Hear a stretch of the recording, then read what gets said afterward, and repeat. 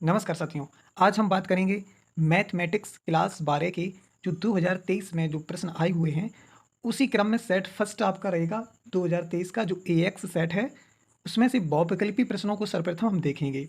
तो आपका बहुविकल्पी प्रश्न कुछ इस प्रकार है कि अवकलन समीकरण डी स्क्वायर बाई अपॉन में d x square is equal to y plus में डी वाई अपॉन में डी एक्स का होल घात 1/5 की घात होगी। ऑप्शन आपके दे रखे हैं, तो इसमें देखो सबसे पहले हम इस सवाल को कॉपी करते हैं और आपको समझाने का प्रयास करते हैं, ठीक है? तो डी स्क्वायर बाई अपॉन में d x square is equal to हमारे पास कितना बाई प्लस में डी वाई अपॉन में डी एक्स। क्लियर? और इसकी होल पावर कितनी है 1/5। इसको हम इस प्रकार से भी लिख सकते हैं, जैसे कि सपोज करें यहाँ पे हमारे पास कितना है कि x इजकल टू मान के चले यहाँ कितना है कि बाई की पावर जो समझा रहे हैं, ठीक है?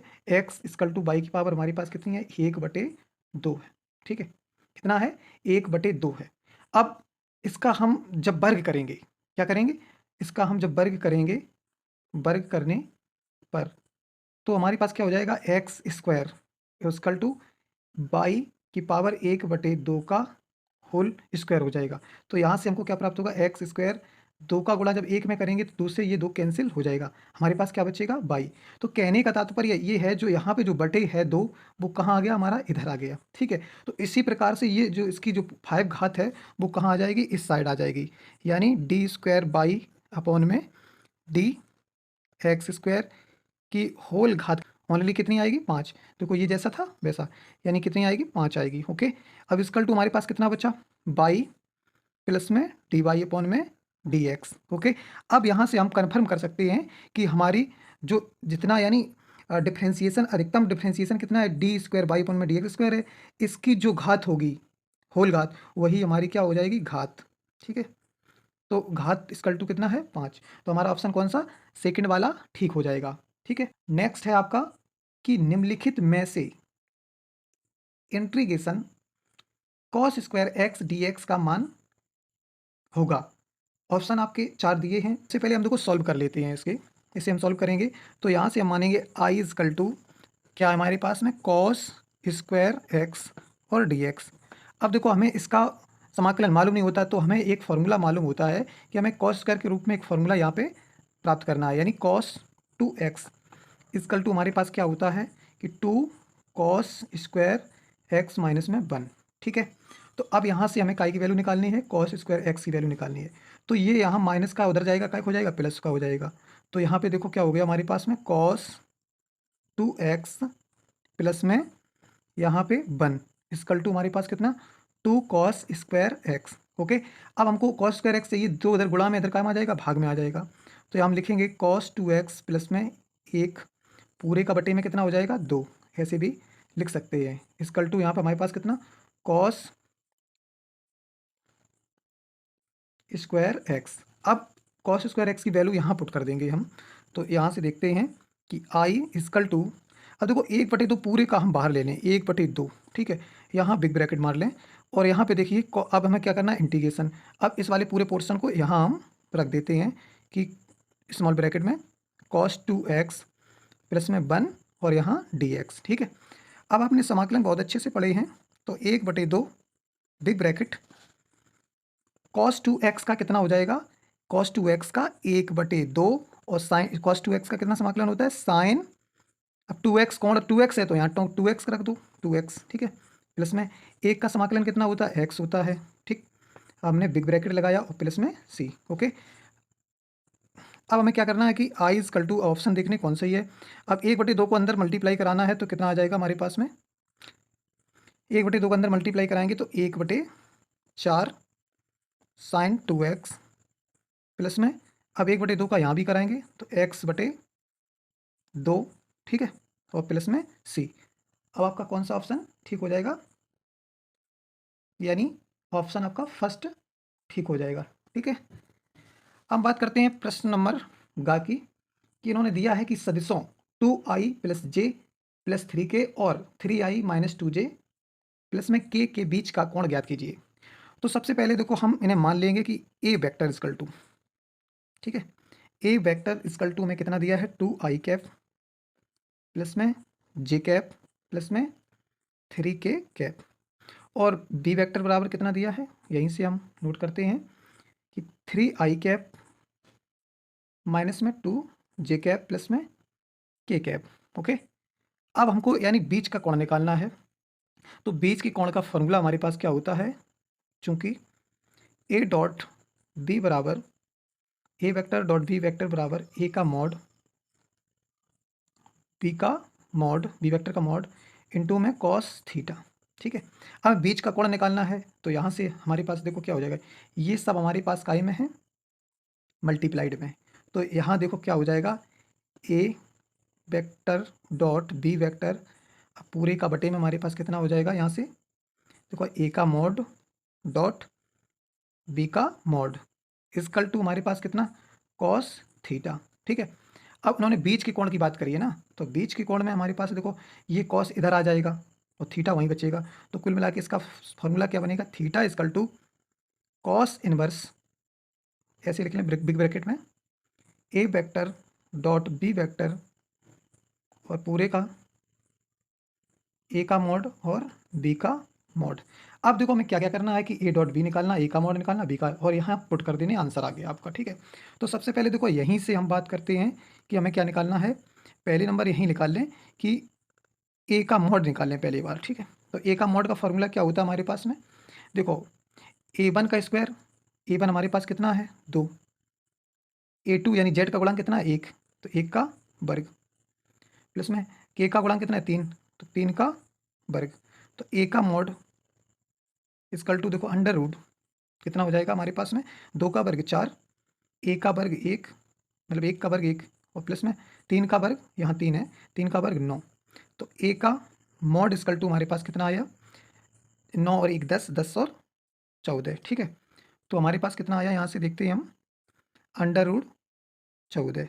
अब इसी प्रकार से बी का भी निकाल लो, तो सबसे पहले देखो बी का मॉड, नहीं पहले बी की वैल्यू यहीं रख लो पास में, तो बी की वैल्यू हमारे पास कितनी है 3i कैप माइनस में 2j कैप और प्लस में k कैप। ठीक है, अब बी का मॉड की बात करें तो वही होगा जस्ट, हाँ अंडर रूट, देखो आई यानी a1 का स्क्वायर प्लस मॉड का फॉर्मूला क्या होता है a1 का स्क्वायर प्लस a2 का स्क्वायर प्लस a3 का, तो a1 की वैल्यू हमारे पास कितनी, आई की गुणांक कितना 3 है, तो 3 का वर्ग प्लस लगाया, अब जे का गुणांक कितना -2, माइनस माइनस साइड लेंगे, -2 का स्क्वायर। ठीक है, प्लस लगाया हमने यहाँ से, के का गुणांक कितना 1 है, 1 का वर्ग। ओके, यहाँ से देखते हैं बी का मॉड इक्वल टू कितना होता है, 3 का वर्ग 9 होता है, -2 का वर्ग 4 होता है, ये पास में थोड़ा कर लें। ठीक है, 3 का वर्ग 9, -2 का वर्ग 4, 1 का वर्ग 1, तो इक्वल टू हमारे पास कितना वही सब आएगा, यानी 9 4 13, 13 और 1 14। ठीक है, अब हमें किसकी ज़रूरत है, ए डॉट बी की। ठीक है, तो यहाँ एक ऐसी लाइन ड्रॉ कर लें। ठीक है, यहाँ हम इनपुट कर देंगे, ए डॉट बी और निकालना है मुझे। ठीक, तो यहाँ से देखो ए डॉट बी, अब ए की वैल्यू कितनी है, एक ब्रैकेट में ए की वैल्यू रख लो 2i कैप प्लस में जे कैप प्लस में 3k कैप डॉट बी की value 3i cap minus 2j cap और प्लस में k कैप। ठीक है, अब ए डॉट बी में डायरेक्ट कराते हैं, लंबा प्रोसेस नहीं करते, आई का आई के साथ कराओ, जे का जे के साथ और के का के साथ, लंबी प्रोसेस नहीं करनी।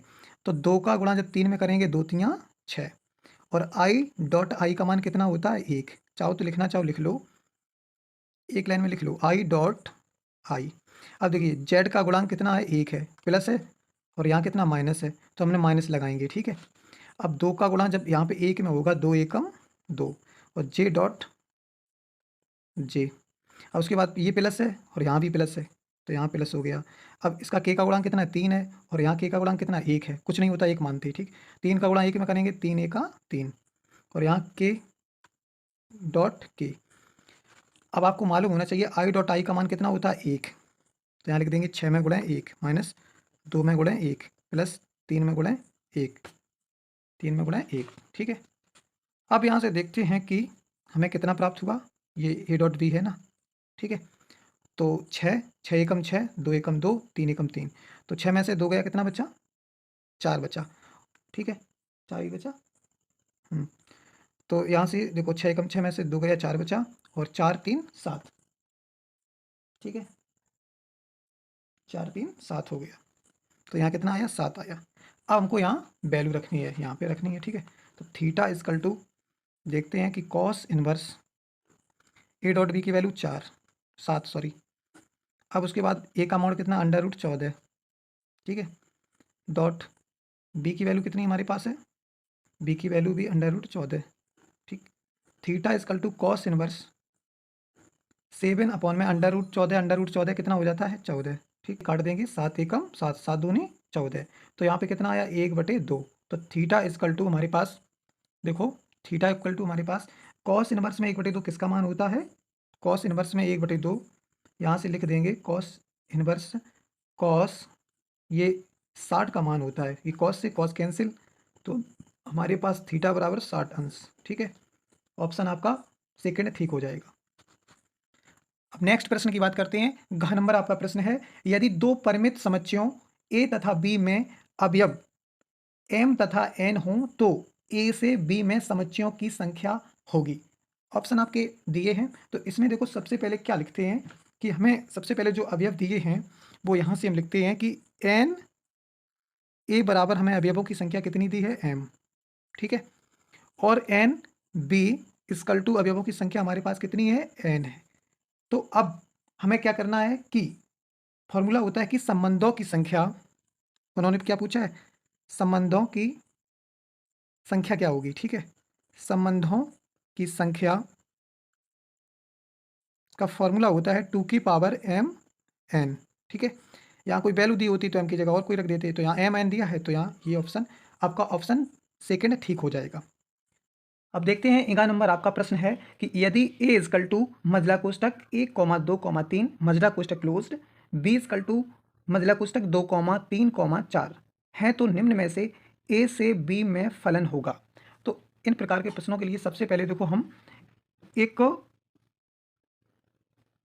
ड्रॉ करते हैं और यहाँ क्या करते हैं, यहाँ पे ये हमारा मान लीजिए a है और ये v है, इसे हम क्या कहते हैं प्रांत, ठीक है, और ये हमारा क्या है सहप्रांत, सहप्रांत। ये पूरा चीज़ क्या है, फलन हमें पता करना है, ठीक है। अब देखो हमारे पास ए में कितने हैं 1 2 3 और बी में कितना है 2 3 और 4। देखो इस फलन की कंडीशन क्या होती है कि जो प्रांत है, प्रांत क्या ना होना चाहिए, रिपीट नहीं होना चाहिए। जैसे मान लीजिए एक बार आया 1,2 आया है, फिर 1,3 नहीं आना चाहिए, रिपीट नहीं होना चाहिए। तो यहाँ पे हम लिख सकते हैं कि प्रांत रिपीट नहीं होना चाहिए, प्रांत रिपीट नहीं, सॉरी प्रांत रिपीट नहीं होना चाहिए, प्रांत रिपीट ना हो, ठीक है, और प्रांत रिपीट ना हो। फिर दूसरा है क्या है कि प्रांत में कुछ भी छूटे ना, प्रांत में कुछ भी छूटे ना, प्रांत में कुछ भी ना छूटे, ठीक है, प्रांत में कुछ भी ना छूटे। तो अब देखो यहाँ से ऑप्शन चेक करेंगे कि कौन सा ऑप्शन हमारा सही रहेगा।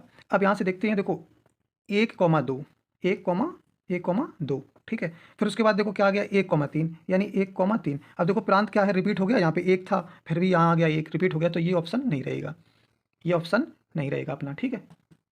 नेक्स्ट है आपका कि 1,3 ठीक है, और 2,4 ठीक है, लेकिन हमने क्या प्रांत रिपीट ना हो, प्रांत में कुछ छूटे ना, ये 3 छूट गया इसमें, तो ये भी नहीं रहेगा। आइए थर्ड नंबर आपका 1,3 यानी 1,3, फिर उसके बाद 2,2 तो 2,2 ठीक है, 3,3 यानी 3,3। अब इसमें से देखो कोई चीज़ छूटी है नहीं छूटी है, ठीक है, ऐसा भी हो सकता है, तो आपका ये ऑप्शन ठीक रहेगा।